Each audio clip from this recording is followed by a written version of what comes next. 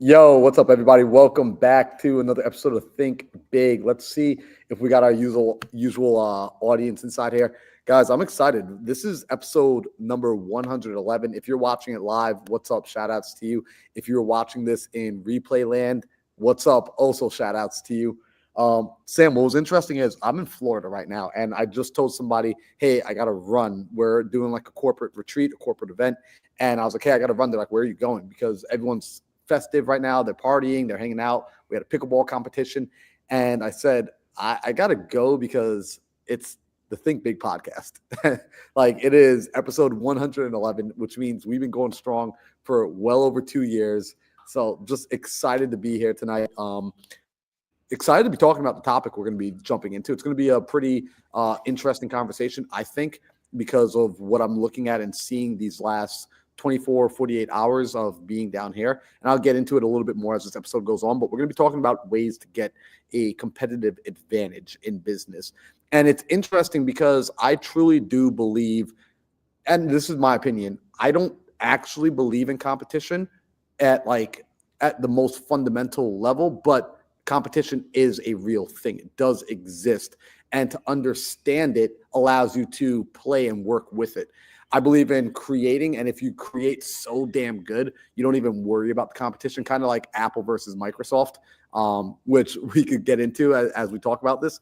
But being aware of how to create a competitive advantage is really about becoming aware of how to become the best company, the best operator, the best business owner, the best version of yourself. And I think that's what jazzes me up about this conversation. So as we jump into it, Sam, I just got to say, man, it's good to see you, bro. Dude, I'm excited. We're 21 days away from 2025, which means we started this podcast in 2022. Was 2022? 2022, I think, is when we started this. Yeah. That's freaking insane, man. 2022, bro. That's insane. That's actually crazy. So, dude, 100%. I'm excited about this one, and I think you hit the nail on the head, man. I'm a huge believer, right? I'm a huge believer in collaboration over competition. And I'm very grateful that the communities that we're in really kind of hit on that, right? There's so much JVing, there's so much squatting up. But the reality is this. I'm all for collaboration over competition, but that doesn't mean competition doesn't exist. And it doesn't mean that people are not seeking actively to compete against you. And I think the best business owners, to your point, are the ones who constantly work on their business, understand that if we just work on us, we will continue to grow and we will continue to do well. But here's the key. The truth is, at the end of the day, no matter which marketplace you're in, you are going to be competing for the same client, the same customer, the same seller, right? Especially in real estate, right? Yep. 123 Main Street only has one seller at a time, right? Only one seller. And there's about 50,000 wholesalers competing for that seller, all in Phoenix, Arizona. And so I want people to understand that collaboration will always beat competition, but it doesn't mean competition doesn't exist. And this is how you get your competitive advantage in any marketplace you're in, whether it is real estate wholesale or it's lending or it's even a service-based business, right? If you're painting houses or installing roofs or anything like that.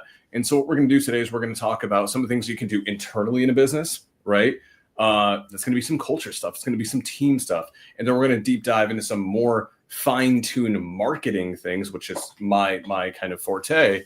And that is the very real nitty-gritty, small things that you can do tangibly in your business, in your campaigns to actually make them produce at a higher level. But Marlon, I want you to hit us off because you're at a company retreat. People are having a phenomenal time. And what's happening right now is this company retreat, it sounds like this is one big culture event. Dude, so yeah, I want to share about this because this is super raw. So I'm letting everyone know right now, you guys are getting a direct download as I'm in it. So I haven't even fully processed it yet. So if things aren't fully formed yet, you guys are getting very, very new data that's been coming into my world. And so Sam, this is actually a very first experience for me. I'm in brand new territory. So to give a little context to this, some of you may or may not know, when I got into real estate back in October of 2019, I came through an education program called Rich Dad, Poor Dad. Some of you are familiar with Robert Kiyosaki, the author of the book Rich Dad, Poor Dad. He had an education company. I was a student and I'm an alumni of that education program. My first mentor was a part of that program. In 2020, when the pandemic occurred, the live education business totally went bankrupt. Like every company that was doing live in-person education, 3 days at Marriott hotels and things of that nature, they all shut down because they no longer could meet in person. My very first mentor, however, during that time, got online, started corralling a lot of the former students and just keeping everybody sane. Now, he was doing this totally for free. He wasn't responsible for doing this. He wasn't getting paid to do this. He just knew it was the right thing to do. A few months into it, Sam, he reached out to me and said, hey, Marlon, I've been seeing that you stayed consistent. You're following the path. You're doing the work. You're making the calls. You're taking action, and you're getting some results. I'm putting together another company that will be just like what Robert Kiyosaki's company was, but better. More morals. We're going to reach out to more people. Are you interested in coming on board? So that was back in 2021. And I said, yes. So ever since 2021, I've been helping him build this business. Now we built that business to the first year we crossed over about $1.2 million in revenue. The second year we crossed $13 million in revenue. And then the company was actually acquired and brought in. So there was a merger that occurred by another company called LifeSurge. I promise you I'm going somewhere with this. LifeSurge acquired Pip's Path. So through that merger, we came in as their real estate fulfillment, real estate education branch, and we run that department. LifeSurge now, this is their 4th year in business.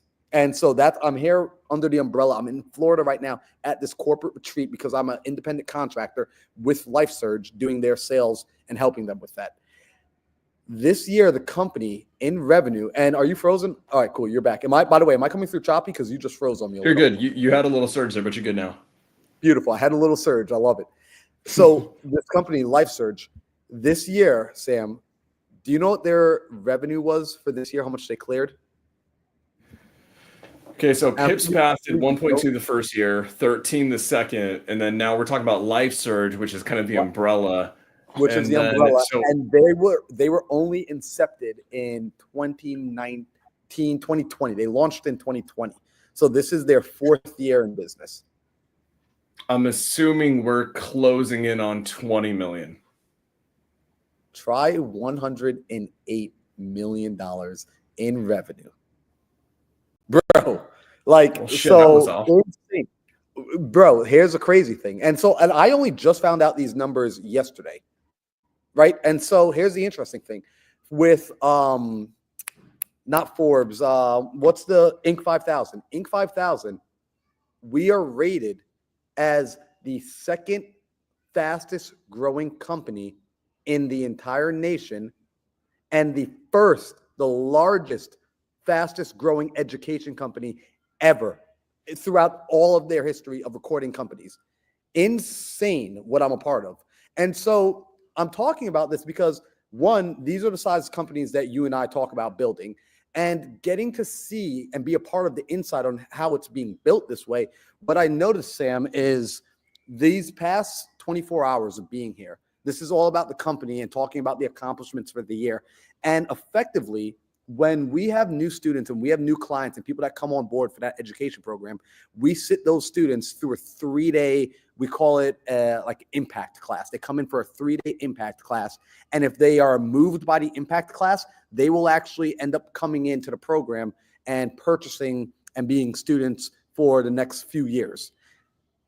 This 3 days of us being here effectively is now us as employees going through our own impact class, us as independent contractors, us as the people who are building this business. We're going through the impact class and they are selling us on the vision. The owner, the CEO, the founder of the company is selling us on the vision.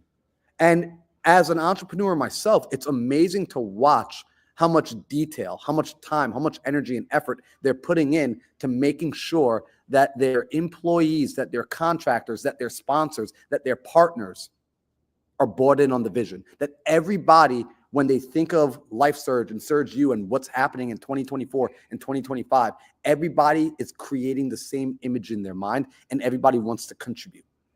And because of that, they're creating a competitive advantage in a space like, let's be honest, the education space, the live event space, that's a space that it's got bad reputation. There's been a lot of bad practices that's occurred in that space, right? The fortune builders, even the Kiyosaki companies and the companies before that, there was a lot of people just really abusing that space and abusing the authority to truly rip people off and not actually deliver. And so we were fighting against an uphill battle for the creation of this company. And to hit $108 million, in fact, it's actually, they recalculated this morning just based on this past event that happened this weekend. It's actually going to be closer to $110 million in revenue collected, cash collected this year for 2024. Insane. And so what stood out to me, because I'm here, I'm a part of it, and I'm soaking this in, because I'm first off just beyond baffled and honored at the fact that I get to be inside the room as this thing is being birthed and it's being created, right? It's kind of like being in the room in the first 5 years of Apple becoming a company.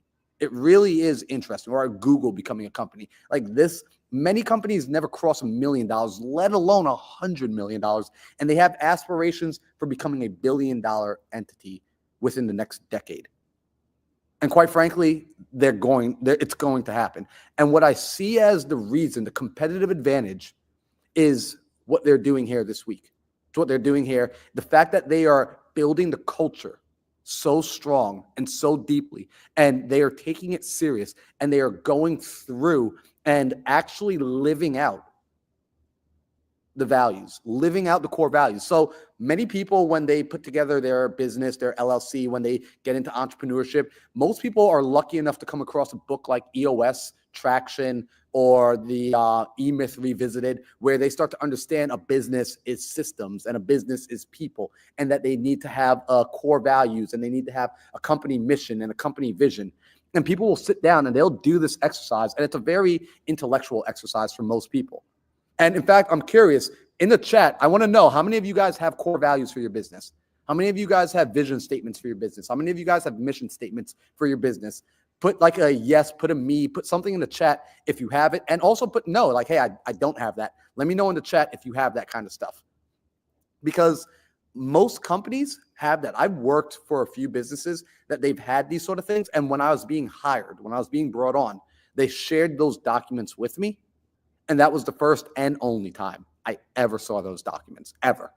The first and only time. Now, there was only one company I ever worked with that they showed it to me once, but I was able to retain it because they lived it every day. The other companies, it was just going through the motion. The companies where it was just a going through the motion, those companies weren't outperforming anybody else. They were run of the mill. They were paycheck to paycheck. They were quarter to quarter, and they weren't becoming anything great. The one company that lived it, that company went on to have I think it was around like a $70 million exit. So there's something to this. There's something to actually living out the culture, creating a culture, instilling and installing that culture into your people, making sure your people are the right people who are a cultural fit, not just a skill fit. Both are necessary, but you guys know me. I'm Mindset Marlin. I talk about the esoteric things a little bit more. Sam is the tactical side of me, right? With two sides of the coin. And having that core of a strong culture, strong vision, clear, and making sure that everybody knows it, and more than just knows it, everybody lives it, and drawing a hard line in the sand. That if you are not a culture fit, it doesn't matter how much money you could produce us. It doesn't matter what benefits you could bring us. It doesn't matter what connections you could create for us. You are out. And being able to stand by that actually differentiates, and it becomes an equation of less is more, because they're willing to say no to so many more things based on what they said, this is who we are and this is what we're about.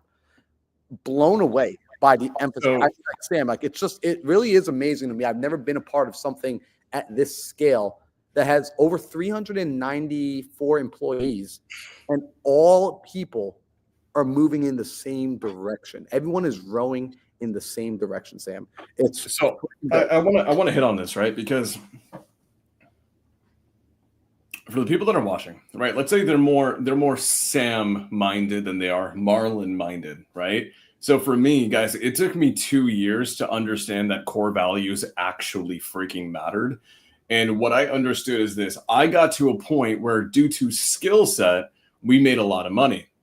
And then what ends up happening? You hit a wall. You hit that. I've talked about this in the past. You hit this invisible wall in your business, and you're wondering why are we making more money? Why don't we have more revenue coming in? Why don't we have more deals coming on? Why are my people struggling to get the shit that I'm trying to get them to understand? And the reason why is because I got as far as I did on my innate skill sets. And then what I understood, eventually I had to confront this, is that core values actually freaking mattered. And for me, it was very difficult to even understand why. I'm like, why the hell does it matter? It's fluffy shit you put on the wall, take a photo of it, put it on Instagram to feel good about yourself. But what does it actually do for the business?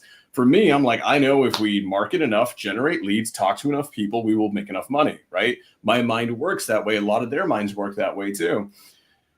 Here's what I want people to understand. I'm going to relay it how I've learned it. And like, this is how core values stand out to me. And this is the best way. When someone put it this way to me, it finally clicked. And it's that core values are your business's North Star when you're not there. And so for me, I want my businesses to print money while I'm not there. That's my big thing, is I want to grow and scale businesses and they make money while I'm not there. That's my biggest thing. Like for me, I have a partner, Sasha, and it was funny. There's been a lot of times where we made a ton of money in a day, and Sasha was like, okay, cool, but did that money come from you being in the business that day? And if it was, it doesn't matter. If we made 10, 15, 20 grand in like 20 minutes, which is epic, and a lot of people would be happy about that, she'd be like, well, if you were involved, it doesn't count. And I'm like, well, shit, if I'm not there, it's not going to happen. Well, what ended up happening is we started hiring more people. We started really emphasizing on core values. And then we started showcasing to our people that core values are your guiding force when Sam's not there, the owners aren't there, your managers aren't there. When there is nobody there and you have no one to give you the answer or hold your hand, your core values are the default answers that actually answer every single problem. And so what do I mean by that? There's a universal core value, I think, across the board for, some of the biggest companies ever. And it's that, and it's something to the effect of money like speed. Speed is of the essence, like, right? It's always about speed. Yep. The reason why is simply this: when you're not there to hold your people accountable to getting shit done on time, if they understand that, hey, I would rather get the thing done and be a quick implementer, even though it's not perfect, that is better than us waiting a week and losing the opportunity. In a lot of businesses, right, it may not be applicable for all of them, but in a lot of businesses, speed is king. And so one of their core values, you can find some of the biggest businesses out there, especially ones that are really big on sales, on phone sales specifically. We know this. Time kills all deals in real estate, right? If you don't pick up that phone and dial that seller and talk to them from when the lead comes in, you wait 6 months, someone else is going to snatch up that lead. So it is a guiding force for one of us, dude. It's funny. For one of my LLCs, one of my companies with Sasha, we have a core value. And one of our critical core values, it's funny, guys, and core values don't always have to be fluffy, too. A lot of people think they have to be extremely fluffy and they have to sound like they came out of a freaking fortune cookie. One of our core values in my company with Sasha is actually FIO. It's figure it out. And that is actually, I'm telling you guys, for me as a business owner, I've struggled in the past with like, why don't they just get it? Like, why do you have to keep coming to me? Why do I have to keep putting in my involvement? Why don't you just have the ability to critically think and figure it out? And then when we stapled that to the wall as a core value, we started hiring with this barometer of their skill, they're this, they're that. But if I wasn't there, could they FIO? Yep. And so the FIO gene for us is huge. I'm at a point now where I don't want a single partner. I don't want a single employee, where if I leave you alone, you have to be able to figure it out. And here's the key with that, guys. If you don't, here's what I've realized. If you don't, you just hire someone, even if they're super skilled, this, that, and the other, they're going to eventually run into an obstacle in the business. And this is one of the most dangerous things in business, in my opinion. They won't have the answer, and they won't figure it out themselves or come to a best decision and be willing to take a risk. They'll just say, hey, you know what? I'm just going to wait until my supervisor comes back, and then I'm going to get the answer from them. Problem is, if I'm your supervisor, I'm probably going to be traveling and speaking on stage. You're not going to get a hold of me for 4 days, right? And even then, we just lost 4 days of revenue production, which in one of my businesses could literally cost us 10, 20, 30, 40, 50 grand easily just on lost revenue potential because you weren't willing to critically think, come up with an action plan and enact it to the best of your abilities. So for us, FIO, huge. Marlon, Yep. for the people who struggle with core values, right?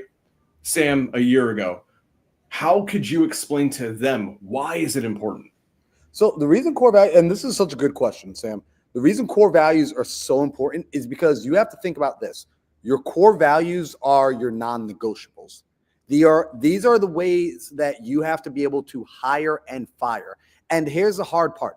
A lot of people, when I see them set their core values, and I know this because I did this. I made this mistake personally, that I created core values that I wasn't actually living by, that I didn't actually enforce. And so it's important that you recognize your core values as non-negotiables, because when they become non-negotiables, they actually act as standards, and standards get realized. If it's simply just a thing that, like what you said, Sam, like too many people, they think it's got to be like airy. Like my core value needs to be, we're here to solve world hunger.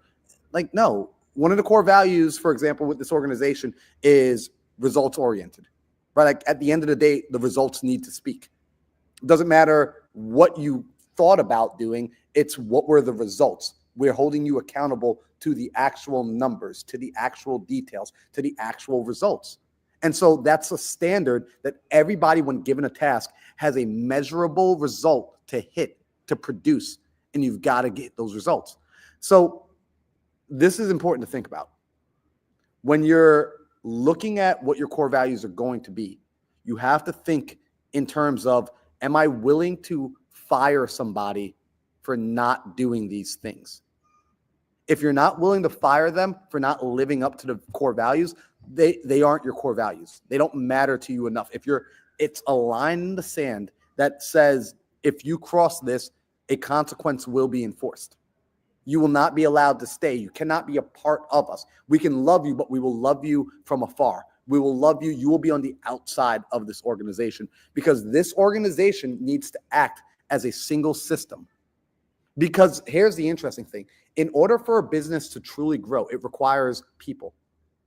And in order for people to work together, the people need to have an operating system of sorts. They need to have a language to be able to communicate on. They need to share definitions. They need to share values. They need to share vision. They need to share mission. They need a shared sense of what it is that they're doing. And that shared sense has to be the same from the janitor to the CEO. Everybody has to be on the same page about something, or else what happens is little bits of chaos begin to get created. Little bits of division and separation begin to get created, and something can not even slowly, it could actually quickly fall apart. And so the core values are that base foundation in order to build a skyscraper. The stronger the core values, the more that they are lived up to, the more you come back and see it inside of an organization day to day, to the point where if you ask any of the employees, they can quickly tell it to you, and they can give you examples of how they executed on those core values in that day or in that week. The stronger you're going to see that company has the potential to grow. I can't emphasize how important it is. And I feel lucky again, Sam, that I got the opportunity to be here to see it in action in a $100 million company. Like freaking insane. Yeah, it's so funny, guys. We definitely want to move on to the next thing, but it's so important to realize this. I've been in so many rooms with people who play at different levels, and only the guys who are doing above 50 million a year, as far as I've seen, are the ones who, without fail, consistently spend the money, because these retreats are expensive as hell. They just lose money. Like these retreats, 2-3 days, usually very experiential too. And depending on the type of company and who the owners are, who the founders are, and who the employees are, like the culture they have, a lot of times they can get extremely expensive, right? They may not just be in a hotel conference room. They may go out snowboarding. They may go out surfing. They may be renting out, beachfront, things like that. I've seen companies literally take their people, pay for their airfare to go, I believe it was to Bali for like a week for a company retreat. And they did this for like 40 employees. And so Here's the crazy thing, guys. All of that, complete loss on the books. It's a complete expense. You do not make money at these events. And here's the thing. only the guys I've seen who do it, they're consistently the guys who do over 50 million a year. Interestingly enough, I think that it is an absolute requirement to get to 50 million a year. And the sooner you start doing things like that, the better. And so how do you implement this in your business? Because a lot of you guys are like, dude, I can't afford to do a retreat. Like, we're trying to make money right now, right? And here's the simple thing. You can have a core value and it can be as easily stipulated in your business or easily implemented into your business by actually just checking in with your freaking people, right? Yep. This type of experiential thing that he's doing, let's just say there's 100 people, it's probably more than 100 people there. Let's say it's 100 people there. And the entire goal over the 2-3 days that Marlon's there is going to be for them to go through a series of experiences together where they're probably going to talk about KPIs to a point. They're probably going to go over some sales training, some skill set work on, but a lot of it's also going to be how do we just grow together as a company and as a shared team? You can do the same thing online. You can affect it, not going to be as potent or as good because the interaction of person to person is all in person is always better than virtual, but you can start implementing a lot of these things. For me, one of the things that I care about with all of my people, if they are a partner in a business or they're a director all the way down to someone who's at, effectively an overseas virtual assistant, I want to know as the owner of the business, and it doesn't make me more money, in real terms. It does, I guess, over a long enough period of time, but there's no direct way for me to monetize this. I still want to know about your family, your spouses, your children, your goals.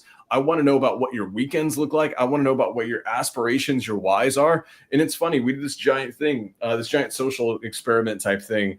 We hired a ton of people. And it's funny, we spent the first week, literally a week on Zoom, about 2-3 hours a day, going through over 100 people's whys before we even talked about company training.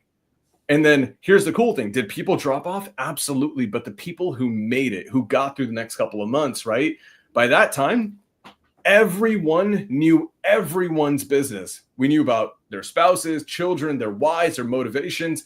And so when people were having a shitty day or they showed up to work, not with the right energy or the right level of dedication or emphasis, what we did? We didn't even hold them. We tended to not even hold them to our core values as a team. We held them to their own whys. And it's like, I remember, right, Marlon, I remember when you told me that you're doing this to build generational wealth and break generational curses. You said that was a why for you so you can be the man that your kids think that you are. Yep. You're showing up today with like 5 out of 10 energy, bro. Is that how your kids think you show up to work? Is that how you want them to think you showed up to work? And what you can do with core values or mission statements. And for us, we even took it one step further, and that was holding people to their whys. Hold them accountable to it and throw it at them. Like, actually, I want to be very careful with how I say this. I want you to be able to weaponize them for the good of the person and the team. And you can do that. And so there's a friend that I have, Tiffany High, who's a friend and someone that I greatly admire. She runs her company like clock. It's amazing how they run their business. And they have this kind of, I don't know if it's a core value, but it's definitely something really strong in their business. And they talk about data, not drama. And so when someone in their coaching program starts acting up and doing dumb things, they're asking you, are you making this decision based on data or based on drama? And so what ends up happening is you have this barometer, this metric that you can hold people against, and it becomes absolutely phenomenal. So guys, 100%, if you don't have them, get some in your business. You may realize, and this is okay, your core values don't have to be the same as Marlon's. They don't have to be the same as mine, right? We're different people, different businesses. They have to be about what makes it sustainable for you to do business the way that you want to do it for as long as you want to do it. And I'll say this, I want to end on this because, like, to me, it really is. It's so critical. You have to be in alignment with your core values.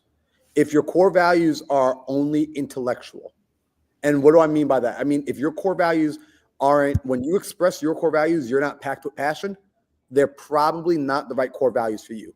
Like when Sam starts talking about FIO, figure it out. Like that is something Sam is passionate about, that concept of, figure it out. He picks his friends based on figure it out. He picks his partners based on figure it out. He picks his employees based on figure it out. He makes decisions in his life based on figure it out. So for Sam, figure it out is something that is close to home. It truly, hence the word core. When you're like, this is something, and I'm going to end on this, Sam. You've got to sell your employees on your company the same way you sell the marketplace. And I don't see a lot of people do that. I see a lot of people take their employees, they take their partners, they take their teammates, they take their support system for granted. They stop dating their employees. They stop trying to sell their employees into the company. They stop trying to sell their employees on the vision.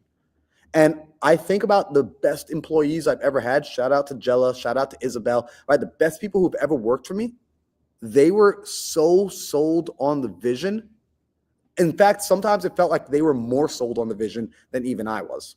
And as a result, they ended up contributing in ways that I couldn't even imagine, that I didn't even know how to ask them for. And when you start to get people contributing to the growth of the business in return is contributing to that person's growth. You get a symbiotic relationship. You create power. And when power is created, power is an interesting thing. It's not force. Force is a winner and a loser. Power is something like gravity.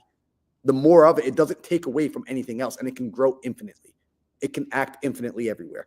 And so the best of the best of the best organizations are constantly selling their people into the business every year. They think of new innovative ways to sell their current employees on the business, on the vision. I can't emphasize that enough. So Sam, yeah, I'm jazzed up about this because quite frankly, it was a beautiful way for me to begin to cap the year. And it reminded me how important it is for me to even personally come back and revisit my vision, and not just revisit it, but present it and sell it to my team, right? Really sell the vision, not just share the vision. A lot of CEOs share the vision. The best sell the vision. I think of Patrick Bet-David and the event that he does every year for his employees, the Bolt. I mean, he brings in rock stars to sell them on the vision. And that man had a multi-$100 million exit in his company just 2 years ago. So competitive advantages, people. Do not skimp on this part. Do not sleep on this. That's huge. 100%. Okay, I want to move on to this. This is going to be a similar thing. We're going to get into some fine tactics on marketing in a moment here, but I want to talk about this because it's similar to core values. It's similar to culture, but I want to talk about people still because this is a people thing, and we're experiencing this in my business. The importance as you grow, you have this outstanding level of leverage that you get from simply hiring better, more qualified talent than you think you need. And I mean this, guys. This is scary, okay? And I'm going to tell you right now, this will be scary for you. It's scary for me. It has been scary for me. It's still a little scary for me. I feel the pressure with it, but trust me, this always works. Whenever you have a task or you know what, you have too many leads or you have a partner, right? For us in a portfolio business, in one of my portfolio businesses, we needed this role, okay? We had this position, and it was a heavy marketing position, and we needed someone to fill this role for us. And here's the interesting thing. We thought it was just going to be, we're like, let's go hire someone off Indeed, and then let's just see what we get, and we're going to train them up, and hopefully they'll do well, and we'll throw a few $1,000 at them, and like, you know what? It's not going to be perfect. They're probably going to suck in the beginning. It is what it is. But you know what? As long as they do what we need them to do 60% of the time, like it's okay, right? And that's the mindset that we had. And so what did I do? I reached out to a phenomenal friend of both of ours. Shout out to Tommy the president of PCS. I reached out to Tommy, who, if you guys don't know him, you definitely should get to know him. He's a phenomenal human being. Also an amazing leader of culture. It's actually very, very impressive to see what he's done. Tommy, and then the owner of PCS, or Prime Corporate Services, Steve Harward, who is like a multi nine-figure. I don't know if he's a billionaire yet. I think he will be. I mean, like, he probably will wake up tomorrow and decide he's going to be a billionaire. It'll be done by Friday. I reached out to both those guys and I said, hey, you guys, like, this is what I need, right? Do you have because they do similar things in their business. I'm like, do you have any suggestions for me, right? Like how to do this? Because you guys crush this specific thing in your business. I'm want to try to bring it into mine. What do you recommend? And it was crazy, like clockwork. And this is a totally different topic for a totally different day because it's super powerful. It shocked me at this, guys. Just so you guys know, Prime Corporate Services makes way more money than I do, makes way more than like both of us combined. Like they are a multi nine-figure company. It's actually insane how well they do. And here's the interesting thing. When I reach out to them for this help, Tommy, the president, right? He's texting me all day, like literally for like hours that day. And he doesn't say, Sam, go do this, go do that. This is what you need. This is what it kind of looks like for us. You know what he does, man? He says, you need better talent. Yep. And then he literally, one by one, him and Steve Harward, they basically, Tommy's the one who headed it. They basically put me in like 4 or 5 different group chats. And without even me asking, they're like, hey, Sam, meet so-and-so. Hey, Sam, meet so-and-so. Like 4 or 5 different one-on-one chats. And they said, this guy would probably be really, really, really good for what you need or what you're looking for, right? So they were going out of their way to connect me. Now, here's the interesting thing. Almost everyone, but especially the key person who ended up being, Tommy said this. This person, Sam, is probably overqualified for what you need right now. And it may not work, and that's okay. Just connect and see what happens. The person who he connected me with, who ended up, crushing it for us and has become a huge part of what my plans are for 2025. This person not only was qualified to do what we needed, he exponentially overqualified. Okay, this person was doing for my little portfolio company that's relatively younger. He was doing things for basically things that we want to do for us. He's doing for companies that make millions and millions and millions and millions probably every other week, like giant Fortune 500 corporations. And so what ended up happening is, we thought it'd be something that we would just build out, right? We would build out and I knew that dude, I probably can't afford you. And lo and behold, we can't. But you know what the key was and why we're able to keep this person with us? He wants to be a part of something that's growing. And what's really cool is this. What's really freaking cool is this, is he came in and he didn't say, hey, Sam, what do you need me to do? And I'm going to do it. He said, hey, Sam, what do you need me to do? Right. And based on my world of freaking knowledge, because I've been doing this and I'm actually one of the best in the country at this, here's all of the things that I've seen based on my experience that you could be doing 25 times better, because I just came from a company, or I'm working with a company that does this at 50x the scale that you want to do it at. And so when you start hiring, and guys, do you think if I just hired some random person from Indeed who knew nothing about anything that I would have gotten that level? Heck no. That hire is critical, completely critical in my opinion, not just in the person themselves, but in the level of thinking it elevated me as an owner to. It revolutionized for me how I approach hiring. Now I'm like, dude, anytime we have a position, I want to create the role, right? The job description. We've talked about this and how to hire. And what I want to do now, especially for key roles, is go to people who make 100 times more money than me and ask them if they know someone who, if I gave them this role, they wouldn't just do it. They would throw that job description out and make one even better. Beautiful. And that's what I was just about to ask you. Like for Sam, how do you know when you found an A player? And you just hit the nail on the head, which is an A player is going to come to you and you're going to tell an A player what you want. An A player is going to tell you how to get it. A lot of people think, and I made this mistake, and I realized, because I don't know about you guys, I would get anxious, dude. I would get anxiety about, crap, if I hire this person, I don't know what to tell them to do. I don't know their job. But it's like hiring a contractor, right? How am I supposed to tell the contractor how to build the house? I don't know how to build the house. And then I realized, wait, that's not my job. My contractor is supposed to tell me how the house is going to get built. My job is to tell the contractor what the house needs to look like. And so I want to emphasize this for you guys that are thinking, man, I'm not ready. You think you're not ready, but you think you're not ready for the wrong reasons. You think you're not ready because you're thinking you don't know how to do what it is you're trying to hire out. The reason you're not ready isn't because you don't know how to do the skill. The reason you're not ready is because you haven't painted the picture yet of what it is you want.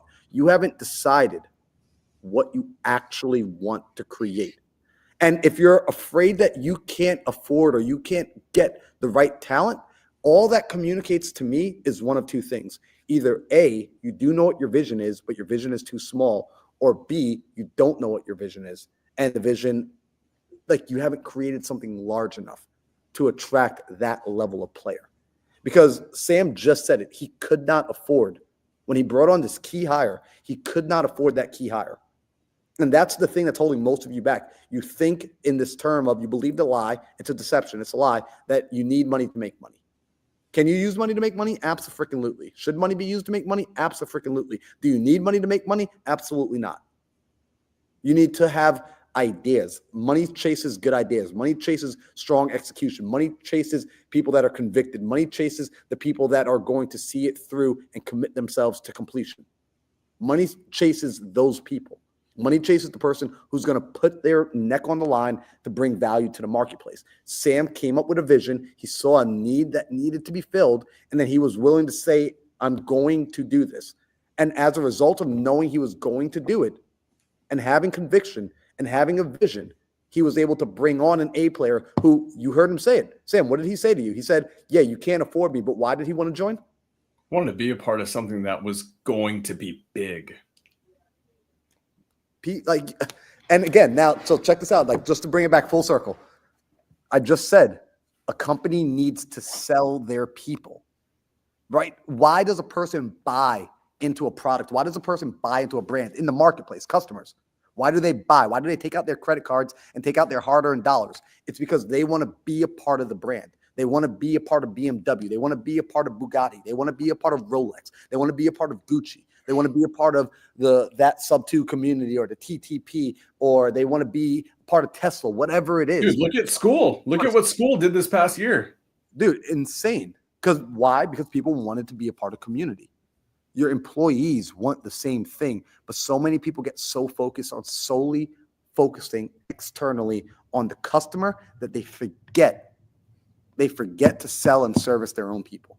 They forget to sell and service their own team. And I can promise you this, if you sell and service your team first, your team is going to sell and service your customers. I promise you that. The better care you take care of your people, the better care your people will take care of your customers. Period.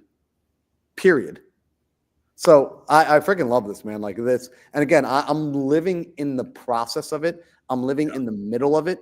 And I get to see it from so many vantage points this weekend as both an entrepreneur, as somebody working inside of an organization where because they're treating us well, it makes me want to treat the organization well. So even though I grow my own business, it makes me want to still contribute and not take away from them, but instead, how do I give to them so that I continue to grow as well? This is the sort of mindset you want from your people. You want to be thinking, how can I make it so damn good for my people that they want to grow us, that we don't have to hide the numbers, we don't have to hide the projects, we don't have to hide anything we're working on. We can be fully transparent with every single person because they understand when the organization grows, they benefit from that growth. That's it, man. And the last thing, and we can get into some more fine-tuned stuff. I want to talk about this. This is important, guys. When you don't have top tier talent, right? When you're just kind of going about your business, you're going through the motions. You have this, let's say, this 5-year kind of perspective on what's going to happen, right? Year 1, we're going to figure things out. Year 2, we're going to start getting some traction. Year 3, we're going to be crushing it. Year 4, year 5, we're going to run ads. We're going to do this. We're going to do emails. We're going to do all these things, right? You have this kind of timeline, and very often that timeline is usually pretty relaxed. Here's the crazy thing with A-level talent. A-level talent will force you to compress your timeline when you bring them in, because when you bring in A-level talent, right, doesn't mean A-level talent's going to be perfect when they first come in. Like this person that we brought on, right, the person I was speaking of earlier, They had no idea about the industry. Like they're still learning about the industry, right? But their natural skill sets and the things that we need them to do are some of the best I've ever seen, right? Really cool stuff. And so they're still learning, they're still getting better, but their aptitude is through the roof. And you know what became very aware to us after the first couple of rounds of executing with this person? Holy crap, I don't want this single person to have a moment where they're not doing stuff for us, because that level of output is so damn good. We need to move our timeline forward. You know what? We can't wait till next year to run ads, to do this, to pay for a billboard. We cannot to go on radio. We can't afford to do that because we have them right now. And here's the thing with A-level talent, guys. A-level talent will leave you if you don't give them the opportunity that they deserve. This is a key thing.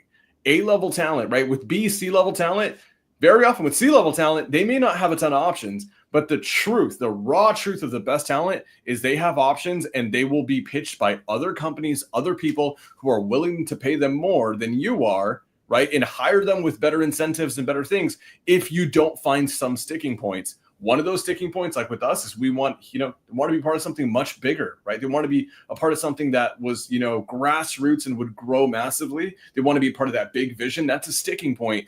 But another sticking point is the person actually sees how much me and the partners of this business are working our asses off to expedite our growth so we can put more opportunity on that person's plate.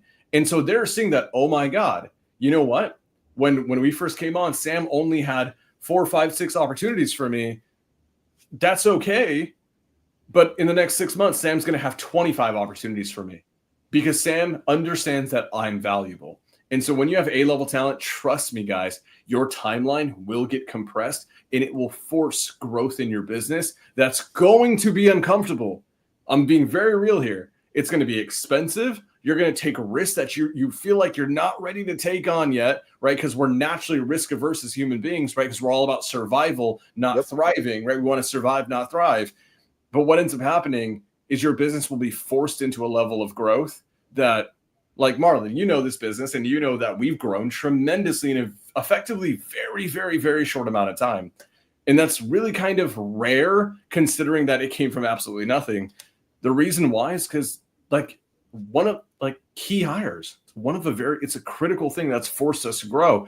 And next year, this business will do probably 5 million in 2025, but that 5 million is contingent upon us getting better talent, more of it, and not letting them just sit by the sides. We want them to be all-stars who are always in the game. Guys, if you guys have an all-star, you can't have them on the bench all the time. So that's what happens when you have A-level talent. No, okay. It's true. And I mean, I feel like we should move away from the time because I could keep talking about this topic. In fact, I got to share this one thing though, because we do tend to, I know what it's like to be listening to this and think like, damn, like that will never be me. Let me share the thing that I didn't share, right? Because I shared that this company, 108 going on $110 million revenue this year. What I didn't share was year one in business, they lost.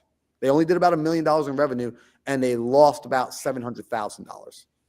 Year two in business, they only did about $1.7 million and they were in the hole $7 million. In the hole, they owed $7 million, right? And it's just like, you guys got to think, like, you think you're in a bad spot. I know some of you have reached out to me and you're like, I'm stressed. I'm like, why? What's going on? I owe $20,000. I owe $15,000. I owe $35,000. Imagine owing $7 million and you just started a company that is doing live events. And the year you started this company, the world shut down due to a global pandemic. And you went out and you listened to Sam's advice and you went and you found the best talent and you hired the best talent because this is what they did. They went and they found the best talent that they could find. The people that were being let go of those other organizations from Fortune Builders and Kiyosaki's company, like finding the best ones who are also a core fit and bringing them on board, it costs them money. That's how you end up $7 million in debt, is because you start writing checks that you can't cash. And why would a person do this? They have faith and belief in the vision. Here's a competitive advantage. And this isn't for everybody. This is for the 1% of the 1%. So most of you could tune out for a moment. I'm only talking to the people that are effectively wanting to change their life on such a scale that generations from now, your kids and your kids' kids and your kids' kids' kids will still feel the ramifications of you making this decision, that you are going to be different. It requires you to have such a large vision that you can attract anybody onto your team. Your competitive advantage is thinking bigger than everybody else. Your competitive advantage is looking at the marketplace and saying, I understand that things are good, but we're still going to innovate. That there's still a way to do it better, and we're going to do it at a scale, and we're going to be first in class at what we do, in our niche, in our zone, in our level of expertise, because there's a lot of competition at people who are wanting to do it just to get by. There's a lot of people doing it just to make just enough. And if that's where you want to be, that's just okay. But I'm not talking to you. I'm talking to the people that want to separate themselves. Think bigger. Whatever you're thinking about, 100x it. Think bigger. And then match that big thinking with 100x effort. Match that big thinking with 100x the talent acquisition. Match that big thinking with 100x the cost that you think it's going to be. And if you're willing to say yes to all three of those things, then you've got a recipe to have a competitive advantage that not many other people are going to be in the marketplace with you. And the people that are in the marketplace with you, I promise you this, there's a good chance you guys probably aren't even competing against each other, because you're going to see there's not a lot like us and you're a different breed. That's my opinion here, man. All right, I'm done talking about this, man, because I'll just keep talking about this. I'm fired up. It's so freaking awesome. So good, dude. And here's the thing, man. And it's funny, guys. We get fired up on this stuff, and a lot of you guys may not feel it, but trust me, when you're like, level 1 entrepreneur, level 2, level 3, you're kind of just getting skill sets and you're trying to learn, and you're trying to just make some money, trying to stabilize. Eventually you get to a point where you're trying to lead and you're trying to build culture and you're building a team, right? And you do okay with it. And then you're like, cool, we know how to get to 1 million, but I want to get to 5 million. I want to get to 10 million, right? For me, my goal is to get to 8-figure a year basically in the next 2 years. And we know how to do it. We know exactly how to do it, but I've talked about this very publicly. We're not ready. We're not skilled enough. We don't have enough of the right talent to do it. And if we do, we're not utilizing that talent to the highest potential because we're we are undercapitalizing on their potential. And so, guys, just understand that if it doesn't land with you right now, trust me, in a year or two, this is stuff that will absolutely blow your mind. And so here's the other thing. So I want to get into some tactics, right? We've only got 9 minutes left, 7 minutes left. So what I'm going to do is I'm going to go real in depth, really quick on how people can actually start optimizing your marketing campaigns. And this is something that I've been doing recently, and it's something that I wish that I was doing a lot sooner. So guys, collaboration is the best thing ever. I know. I get it. I think JVing is super important. I think squatting up is the best thing ever. I do. Here's a reality though. Competition does exist. And what you never want to do is I don't want you to be too keen and too aware and too reactive to what everyone else is doing. But I do want you to understand where you stand and your business stands in the marketplace. In the marketplace of attention, in the marketplace of commerce. It is important for you to understand, is Apple doing its own thing and then and Samsung's doing its own thing? Absolutely. But you don't think that they actually very keenly are looking at what the other is doing and also understanding this is the play they're making. This is what it's probably going to affect. Are we going to respond to it? We may not. It may be better for us not to respond to this in any way, shape, or form, but we should still be aware because data is useful. And so what I want people to understand, if you're a wholesaler making offers on properties, right? Let's just say you want to do direct mail because direct mail is expensive. It's not cheap. Here's what you can do. I own rental properties. So you know what that means? I get random direct mail all the time for the properties that I own for people who are trying to buy my houses, right? Now, Marlon, do you ever get that fake check mailers or postcards or anything like that? Yeah. So I've been getting a lot of check mailers. And I love that because I'm like, guys, I've been talking about check mailers online. I've been telling everyone to use them and do even better stuff. And so here's the cool thing, though. I love when people send me check mailers. You know why? Because it tells me everything I need to know about how to beat that person in this marketplace. So I own rental properties in Las Vegas. Las Vegas is a market that I wholesale in, that I buy and hold in, that I do really big things in. That is my main place of business. So here's the cool thing. When you're one of my competitors, you're 123 Cash Home Offer, whatever your name is, and you send me, Sam Singh, a check mailer for my rental property that I own there, I know based on the offer, because this is all relatively automated, guys, and priced out. All I have to do is go look at my property's Zillow estimate, because that's usually what most of these companies are basing it off, right? 250,000.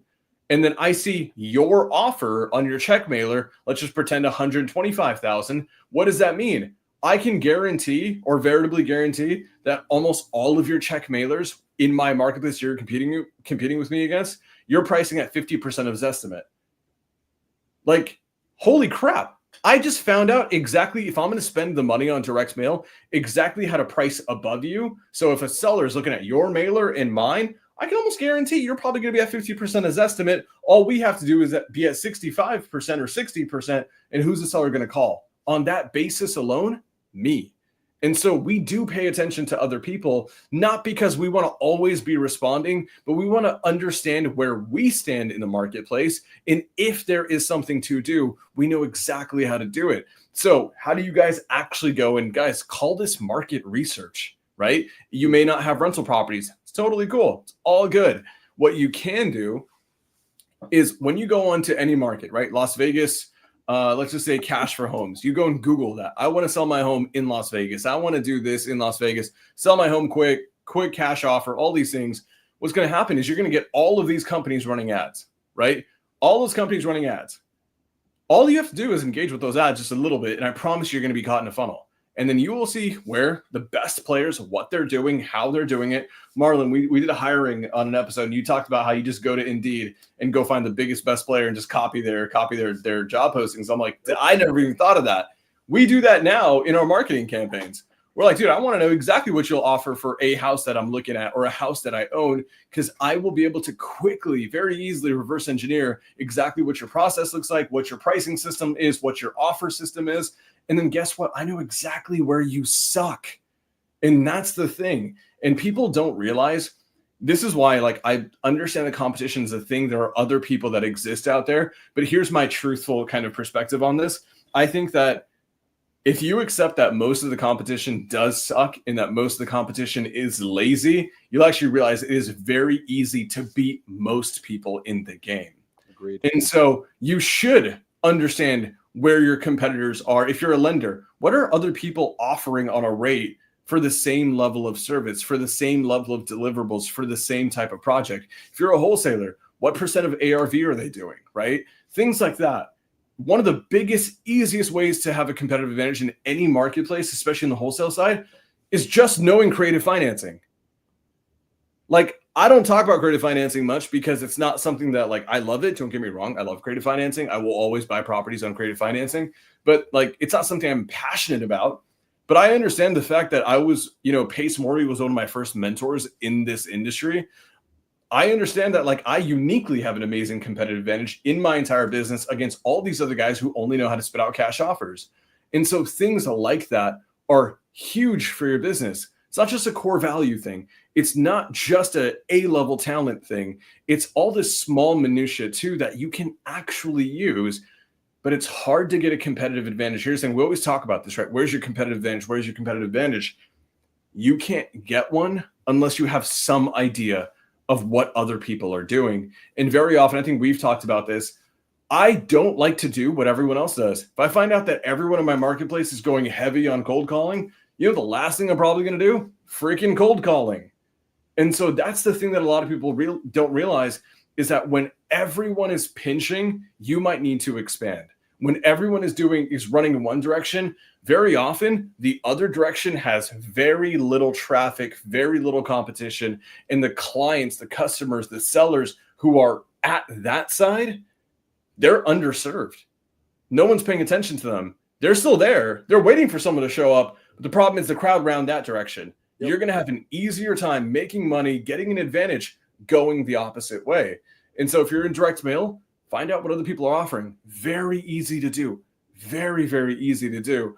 If like this is borderline, I don't know if it's unethical or not. I don't really care. To me, it's market research. Like, people run ads. Study their ads. Yeah. So easy. All you do is search Las Vegas, sell my home. And you're going to see everyone's ads. And usually the guy that's ranking at the top is the guy who's spending the most money. And very often, if you go back week 2, week 3, week 4, he's still at the top. That's probably a big fish with really deep pockets. And they're probably optimizing that campaign a lot. Do you think there's a lot to learn from that? Absolutely. Absolutely there is. Understand what your competitors are doing so you can understand where you stand in the marketplace. Now, here's the thing. Saying all that, nothing will beat the guy who's constantly innovating and making sure that they're pushing the boundaries the most on their own. That guy who's at the top. Let's define innovation, right? Like, because I'm big on this, right? And like, I'm gonna give simple people terms, right? Because I'm simple. I need things at like a 5th grade level, and I hear words like innovation, and I'm like, I don't know what that means, but it makes me feel good, right? And so innovation, figuring out a way to make your product or service easier for your customers. That's it. It's removing friction for your customer. That's innovation boils down to that. How do I make what they're already doing easier, simpler, and better for them? Period. That's such a great definition of it, because most people, they look at innovation and they're like, and I love that you put the emphasis on the other person. How do I serve them better? How do I make the process easier for them, right? And I'm going to go and talk about e-commerce, right? Because last week I told you guys that we were, I started off in like the e-commerce game. E-commerce is all this thing called UIX, user interface experience, UIX. Basically, when someone's on your website, what's the experience they go through, right? Is it a horrible experience that's really laggy and glitchy and this, that, or the other? In the world of UIX, the one thing that we try to optimize for, it's lowering this thing called cognitive load. When I go on a website, I don't want to see 19 different fonts and 19 different pop-ups in a million different colors. Why? Cognitively, it is overwhelming. I want to, and so for you just mentioned it, right? Any good company, a good e-commerce company, they're thinking about lowering friction, making the process easier, more seamless. So for you guys, do the same thing. Ryan Wynn, who is, I believe, somewhere in Texas, I think in Houston, he watched an episode. He was with us last week, I think last week, the week before, and we were talking about a lot of this. We were talking about optimizations, and we're talking about service. And he put up this post in Facebook, tagged me in it recently, about how he basically shifted most of his model not towards pitching offers or not to selling, all the million different things that we can do for you, and just kind of this regurgitated kind of pamphlet, right? He basically started putting out this model where he's talking to sellers, and his whole thing is, how do we just serve you without serving me first, right? Like, and lo and behold, his sellers are coming back to him and they're like, all I want to do is work with you. Yeah. That's all I want to do. So again, innovation, but putting the other person before yourself, guess what? Very often that's exactly how you make a shit ton of money. That is your competitive advantage. And guys, it's okay to want to make a lot of money. Like I'm saying it right now. I want to make a boatload of money. I want to make more money than I will ever know what to do with. I want to run out of places to put the money. I want to run out of places to spend the money. I want to run out of places to give the money away. I want to make money. Cool. So that's out of there. If you want a competitive advantage, learn how to be the guy that puts the other person first. Like, the longer you can say, all right, I'm willing to not eat so that you can eat, the more you're able to do that, the longer you can hold on and let the other person eat first as a result of you waiting, and let them be aware that you are waiting to, and like, it's not that they have to give back to you, but like, let it be known that this is how this company operates. The more people are going to want to come and work and service with you. And then here's the tricky part. Still get so damn good at doing it. So I want you to think about this. Be sly like a fox, right? But then be as good as a saint. You want to be able to have the tactics of the con man, but then have the morals of the saint, of the Mother Teresa. And then you combine those two, because one of the biggest issues, and Sam, I think you probably see this a lot. You get so, like, a lot of those people who are so good in their heart, and they want to help and they want to serve, but their skills are a zero. Like, they actually suck. Like, they are terrible at selling. They're terrible at communication. They are terrible at marketing. And they might run a church. They might have a nonprofit, and their church has no one. The congregation is a dying congregation, and they don't get money. They don't get donations because they suck at sales. They did not learn how to optimize this skill. If you have the core, your heart's postured in the right place, awesome. You did the hardest work. That's the hard work. Now get good at the skill. That's easy. You can be trained, or you can go and hire the person to do it for you. So, Sam, we are at the top of the hour. Bro, I get excited about these conversations, man. I wish there was more time to talk about this stuff. Yeah. Real quick, last thing, the point you mentioned, literally the number one reason why most charities fail. Literally the number one reason why most charities fail is because they're launched by people who have the best hearts and the best souls, but they do not understand how to optimize or train or build or grow or sustain a business. And charities, regardless of what you think, they're actually businesses. And so 100%, guys, if you're like me, guys, a lot of people know that I want to build like the greatest animal sanctuary ever. It's one of my whys, right? It's not going to happen by me just loving animals. Like loving animals is a portion of it, but the reality is how do you grow it, build it, sustain it so it's here long after I die? I should create a freaking empire. And I don't do that by, just being the most amazing, nice person who's always only helping everyone and doesn't understand how to receive from it too. So I love that, dude. That's huge. Marlon, 100%. We're at the top of the hour. You got to go get back and be enveloped in culture. Okay. Yep. I think today was a great episode. What do the people got to do, man? So 2 things. 1, for staying on this entire episode, shout out to Sydney, shout out to Victor. What up, Arnolfo, Peter, Jade, good to see you, Kevin. If you hung out with us for this entire episode, thank you. Make sure you hit the like button. Make sure you subscribe to the channel, and be sure to screenshot this and share it on Instagram. Tag me at Mindset Marlon. Tag Sam at ArchSamSing. Let us know that you're paying attention. Let us know that you're watching. That's one. That's 1. 2, I want you to do some homework. I'm giving you homework tonight.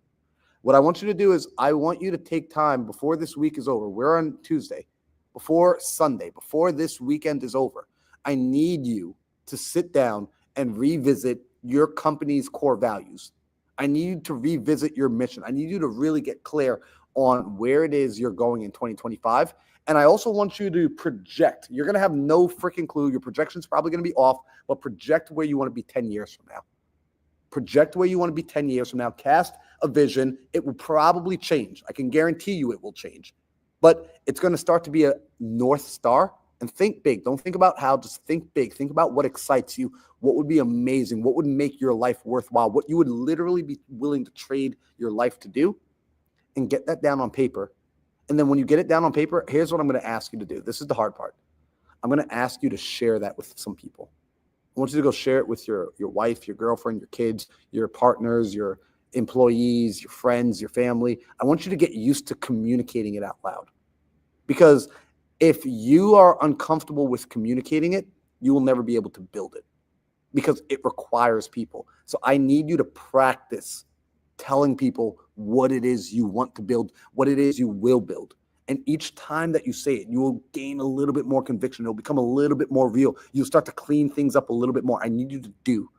This is now not the time to just be like a listener. This is now the time to be a doer. So I need you to go and take care of that before this week is over. So you got 2 pieces of homework. You're subscribing, you're doing all the YouTube stuff, and you're sharing this video. And then you are going out and you are going to sit down and craft that vision for 2025 and make it a vision that's so damn good. Somebody would be stupid to say no to come on board with you. Sam, did we do well tonight? Dude, that was perfect, man. I think we crushed it. Guys, we love you. See you next week.